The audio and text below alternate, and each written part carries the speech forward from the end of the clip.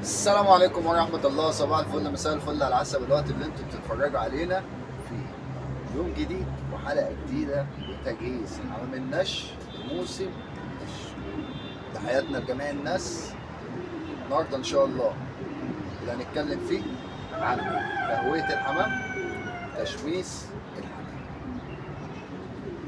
قبل ما نخش في الفيديو بتاعنا، كل واحد يصلي بينا على النبي. متشكرين لكلامكم الجميل في الفيديو اللي فات. تجهيز الحمام هو اساس النش، عشان خاطر ان انت تعمل موسم كويس والحمامتين بتوعك يبقوا كويسين معاك في قلب الموسم، لازم تجهزهم صح. احنا في شهر 11 ولسه يعتبر في حمام ما خلص.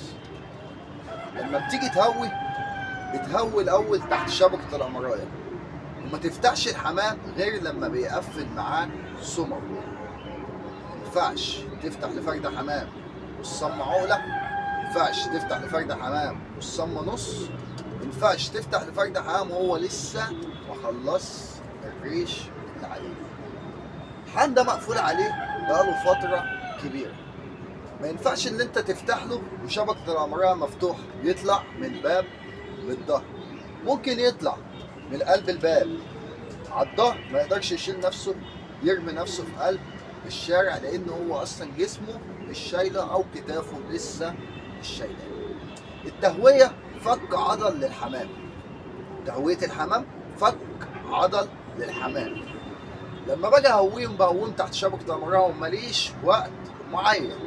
بمعنى يعني انا ممكن اهويهم الصبح لو الوقت معايا يسمح لي، قبل ما اروح الشغل كده ممكن اشد شبكه امراء وافتح الحمام واقفل في وشهم البيبان، ما بسيبش البيبان مفتوحه في وشهم، بسيبهم كده 4 5 6 ايام. وبعد كده ببدا ان انا لما اجي اقفل عليهم بفتح لهم البيبان، بشوف انا فرد الحمام ابتدى اللي هو يشيل نفسه، يطلع الباب بتاعه، ابتدى اللي هو خلاص كتفه ابتدى اللي هو او عضله ابتدى اللي هو يفك معايا، ببتدي اللي انا افتح لهم شبكه الامراء.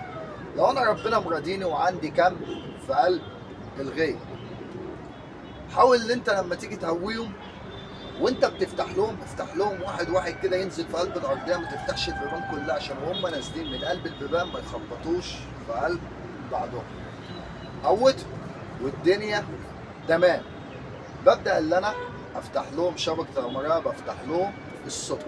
يعني انا التهويه ممكن الصبح لا اما اخر النهار او بالليل كمان لو انا بهويهم اللي هم يفكوا عضلهم. طيب حته الحمى يا جدعان، عشان في ناس كتير بتفقد الحمام بتاعها بحته المواد اللي هي بتحمي بيها. في مواد كتير سامه، فانت الحمامه بتاعتك مثلا فيها عملة الحمام، فيها دبانة، فانت عايز تخلص الحاجات دي من فرد الحمام، بتبدأ ان انت تشتغل بأي مادة. في مواد بتجيب ايجابي بس بنسبة، يعني عندك الملاسيوم ده هو سنتي على الرتل، مش 2 سنتي ولا 3 ولا القصة دي. مش بمعنى ان انت بتكتر الجرعة او بتكتر الكمية دي ان الحمام هينضب بسرعة، لا، ده هي المادة دي بتبقى سامة. فانا على قد ما بقدر لما باجي احميهم بحميهم يدوي، اللي انا بحمي الكتفين والديل وما بغطس وش فرد الحمام عشان خاطر فرد الحمام ما يأديش معايا لموت. طيب في مواد تانية اللي انا ممكن ارشهم، يعني انا ممكن ارش الحمام ده، مش شرط اللي انا احميهم بجردل. ليه؟ لان انا في التهويه والتشميس بقوم بمستحمات ليهم. اول حاجه ببتدي اللي انا احميهم بميه نظيفه. لما اجي بحمي بميه نظيفه، الماده اللي على جسمهم دي بتبدا تنزل. يعني هو فرد الحمام في عز القلش، فبتلاقي من الخدمه بتاعتك فبتلاقي فرد الحمام اتبطل، او انت كنت محميهم قبل ما تقفل عليهم، ففي ماده على جسمهم اللي هي يعتبر بتحافظ على الريش بتاعهم. لما باجي اهويهم ببتدي برضو مع فك العضل بتاعهم بحط لهم طشت الميه النظيفه، لان برضو حته اللي هي الحمى وحته اللي هي مثلا شويه ميه بملح شويه ميه بخل، كل ده بيفك عضل، كل ده بيقوي الريشه بتاعتك. تمام؟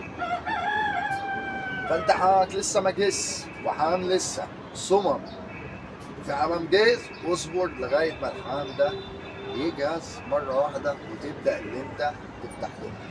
الايام دي في ناس معدله، وانا واحد من الناس معدل اجباري. في ناس معدله وبتلاقيها بتصفر وبتطلع تاخد والقصه دي. انا واحد من الناس معدل، بس معدل اجباري عشان الشوطه اللي كانت جت في قلب اللفت دي. ففي كام واحده اتبقوا من اللفت، الحمد لله انا قفلت اللفت خالص. وقلت عشان ما تسرحش في قلب الغير، رحت واخدهم كلهم كتفين وديل عشان المرض ما يوصلهمش. فاحنا دلوقتي هنقوم بتهويتهم وهم متهويين بقالهم شويه، يمكن هتلاقي دلوقتي شويه بيهبوا العالم. طيب هم دول اللي متبقيين في قلب الغيه، وحاطين لهم طشت الميه بحيث اللي هم برضه يستحموا معانا.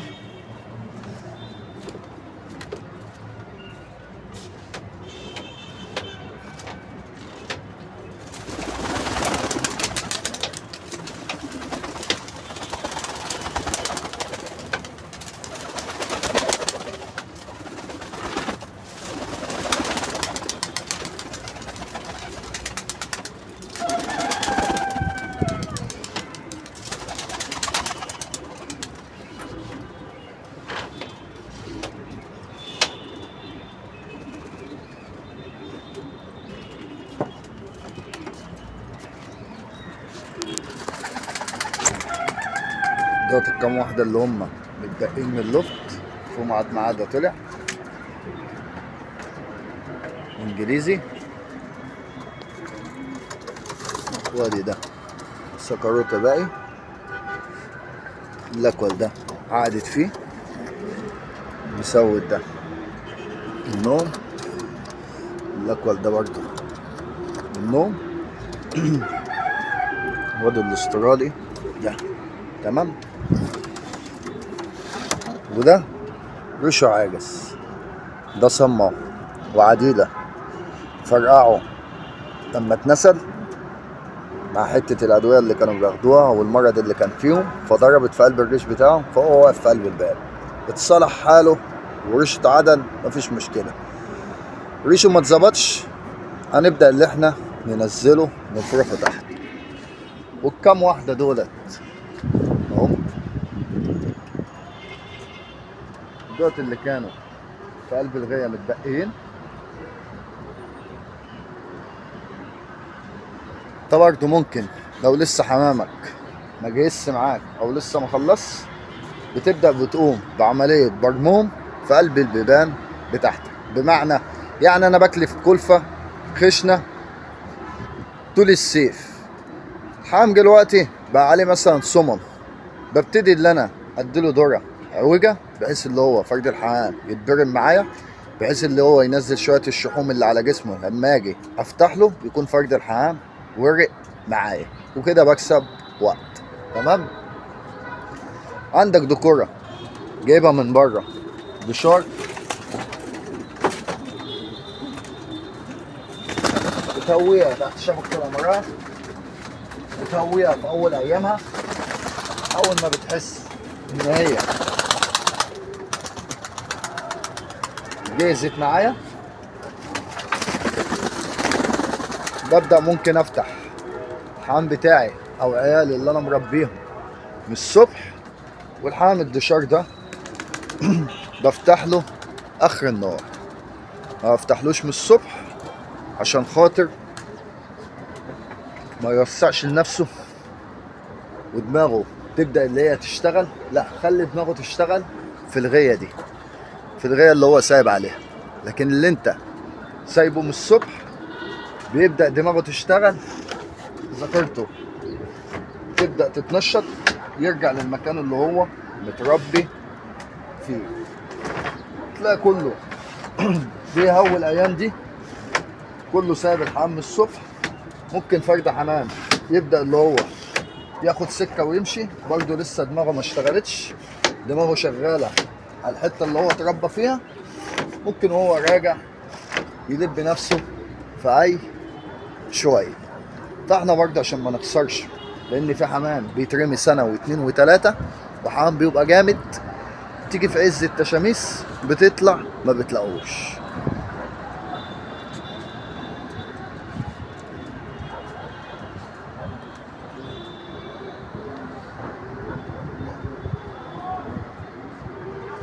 الحمد لله على اللي بيجيبه ربنا. دول بتوع 7 وحدات او 8 وحدات اللي اتبقوا من اللوفت. وادي اللوفت اتقفل خالص، عملنا له جنب كده وقفلناه وسايب له زي لسان اهو، بحيث برضه كام واحده اللي طلعتهم هنا اهو عشان ما يروحوش يرموا نفسهم في اي حته ولا اي بيت، بحيث اللي هو برضه ايه، ده مكانك لو واخد على حطة اللوفت في حته كده بس مفيش بياتا، اللي هو ينزل يحط عليها وبعد كده يطلع يرفع نفسه لفوق. بطشت الميه، شويه التحديق اهو، مسك ميه الارضيه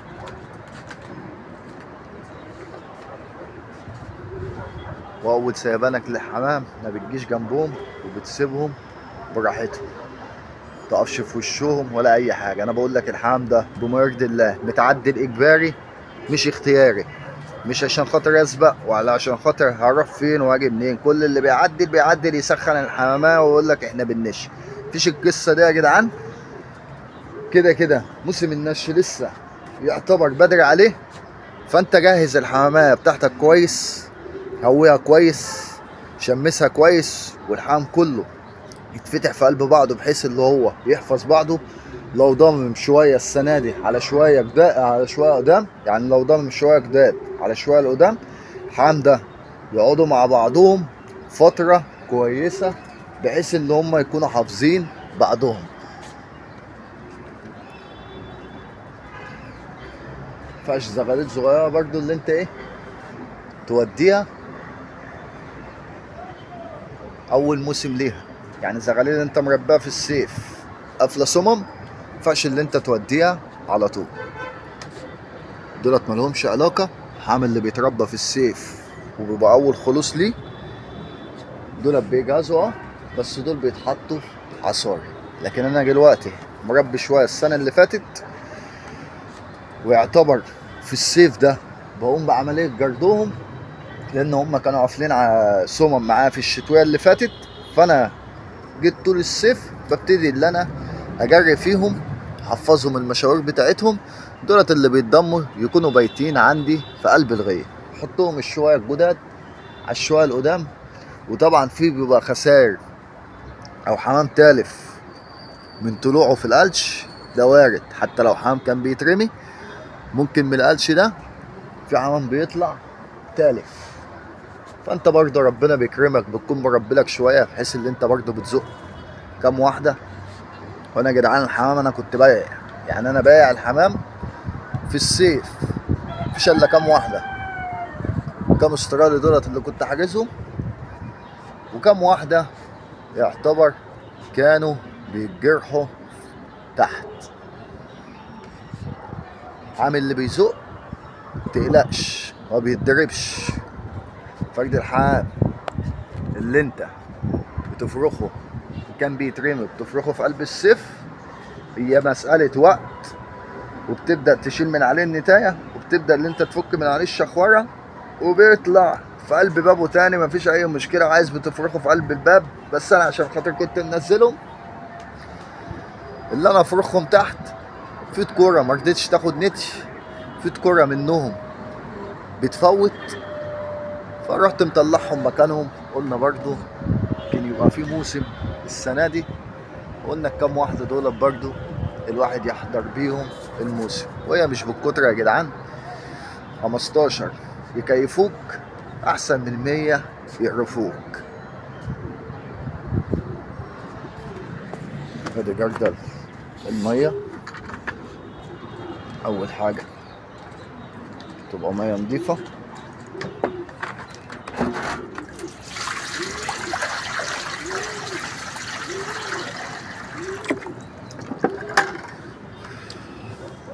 طبعا زي ما انتم متعودين المية ما تغطيش كف ايدك،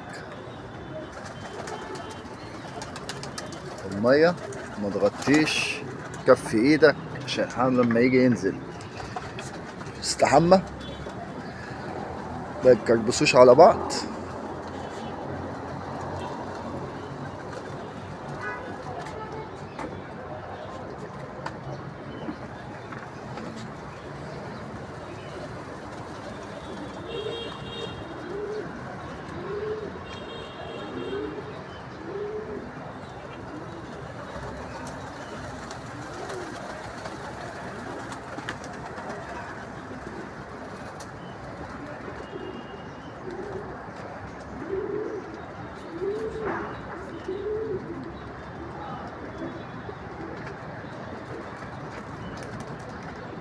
جو حلو النهارده بس الشمس ما طلعتش.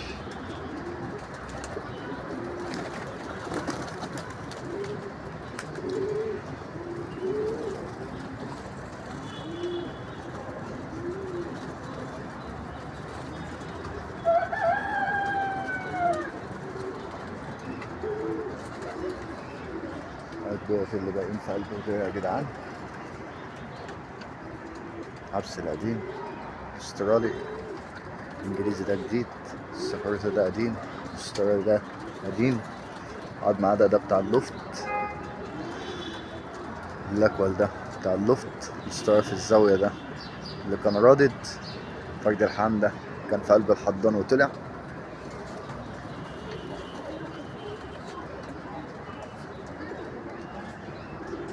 فيهم اتنين باكستانيات، اتنين خضر دول برضه قدام. الاكوال ده بتاع اللفت، التركي ده كان سايب من السنة اللي فاتت، المسود ده برضه قديم، استراليا ده جديد، باكستاني ده برضه كان جديد. تمام يا رجالة.